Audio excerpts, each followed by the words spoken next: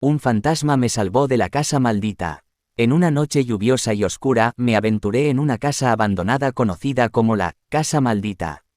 Durante años se habían contado historias de sucesos sobrenaturales y presencias malignas que acechaban en su interior.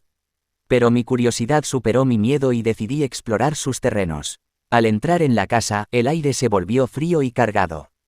Las paredes crujían y las sombras danzaban a mi alrededor. El sonido del viento aullando en los pasillos parecía una advertencia, pero seguí adelante, decidido a descubrir la verdad detrás de los rumores. A medida que avanzaba por los oscuros pasillos, una sensación de opresión se apoderaba de mí. Mis pasos resonaban en el silencio, interrumpidos solo por el eco de mis propios latidos.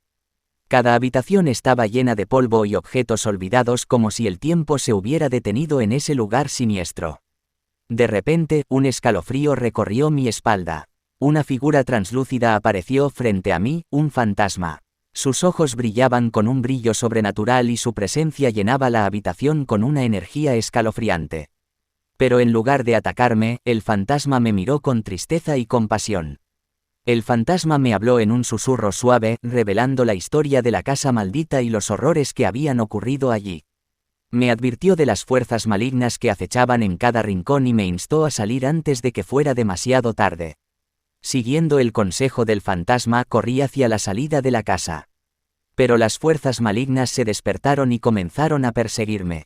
Las sombras se retorcían y los objetos volaban a mi alrededor, intentando atraparme en su poderoso abrazo.